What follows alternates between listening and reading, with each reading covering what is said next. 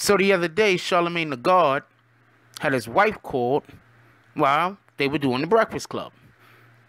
I have an audio of that. I'm going to play that, and then I'm going to come back afterwards with my commentary.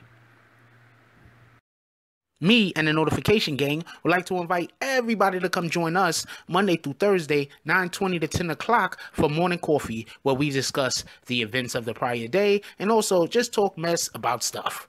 See you then.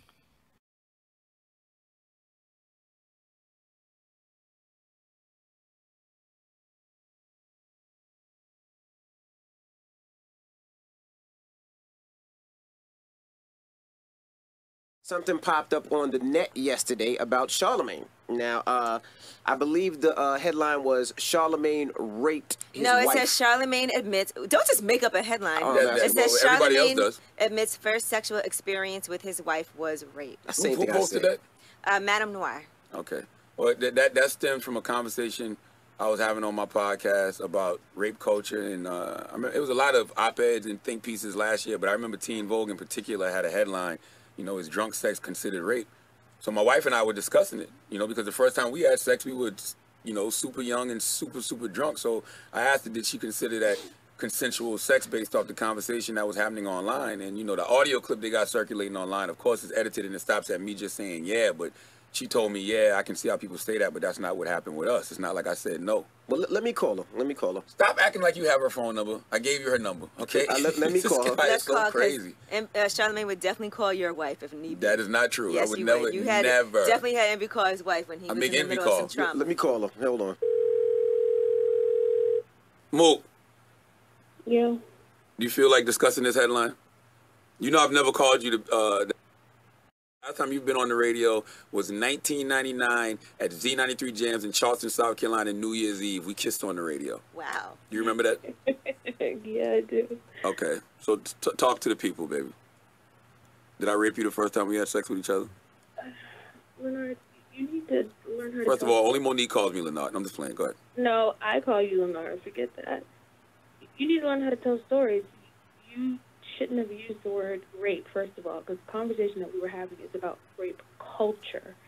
So the conversation that we were having was that you felt like it was okay for you to have sex with me while I was intoxicated. That's a rape culture thing. That's not rape. So when you asked me that question, I was hesitant to answer you because you used the word rape. But, I mean, that's not what went down. Like, we both know what happened. And I was not passed out. I was very coherent. Like, enough for me to lift up my hips so you could take my panties off. So knock it off. Whoa. Jesus Christ. I'm sorry. Like, that's what happened. You knew this would happen. And the next morning, we had sex. So, we had sex the next morning? Yes, that's what I'm saying. Your memory is for you don't remember anything. And first kiss that night, too. That was our first kiss that night. Wow, you guys dated for a year? That was your first kiss? She made me wait for a year? Yes.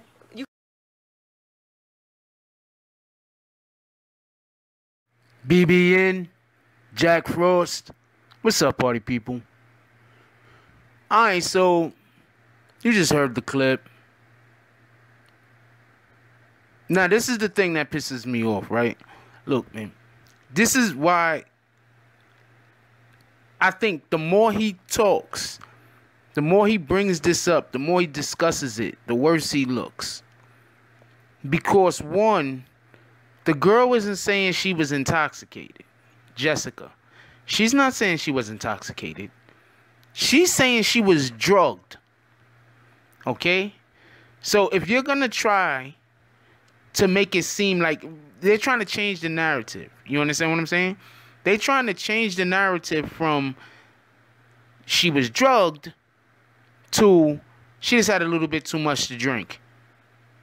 And then also, if you really pay attention to the conversation that he was having with his wife, first of all, that was staged. That whole conversation was staged.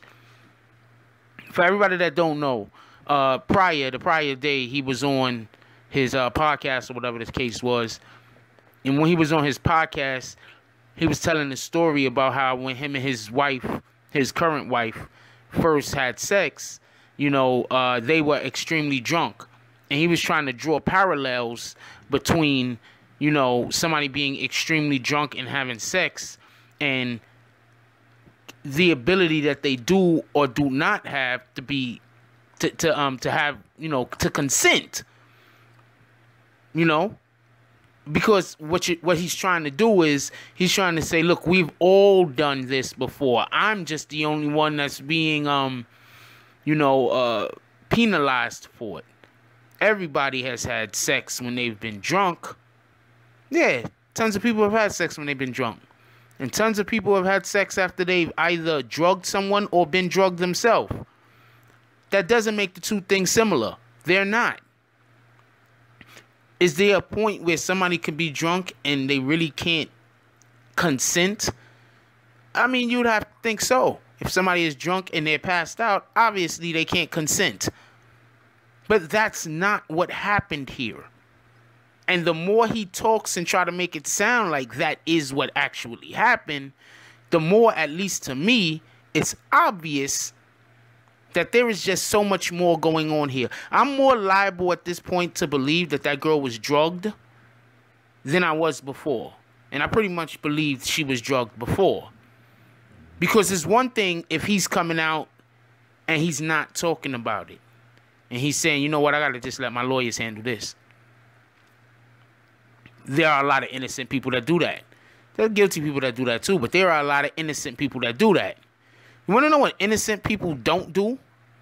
Innocent people don't try to make selling drugs the same thing as killing somebody. There aren't similarities in those crimes. People actually want drugs.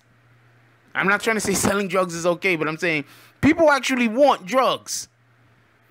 Unless you find the few people that have been wanting to meet Dr. Kevorkian, when you're killing somebody, you aren't giving them something that they want. There aren't any parallels in that. When somebody is intoxicated to the point that they can't be coherent, then no, obviously they can't consent. If somebody is drugged, they obviously can't consent. If somebody has just had a few too many and their judgment is bad, then consent can be in question. But that still doesn't make any of those two things that I said first the same as the last thing that I said. They're not. Some people get drunk to have sex. Literally. Some people like to get drunk before they have sex. You can consent to have sex and then get shit-faced drunk. That happens. Who consents to being drugged? They are not parallels. The more he talks about it, like, oh, this is it was just a drunk situation. And then he tries to say that's part of rape culture, which I'm not saying that it isn't. But it still doesn't change the fact that drugging someone, giving somebody something that makes them not just inebriated, but causes for them to not be able to consciously be in control of their bodily motions, i.e., passing out or becoming some form of paralyzed, is not the same as somebody having too many to drink. It's just not. If somebody has too many to drink and they don't want to have sex and you have sex with them, did you rape them? Absolutely. That's factual. That's also terrible. But what if you have an individual who purposely gives another individual something that is going to drug them, something that's going to immobilize them, something that's going to cause for them to lose consciousness, that's much more sinister. That is planned. The more he talks, the more I hear, I like to drug women. I like to make it so that women can't fight back. The more he talks, that's what I hear. Now, I'm not saying, once again, I'm not saying he raped the girl.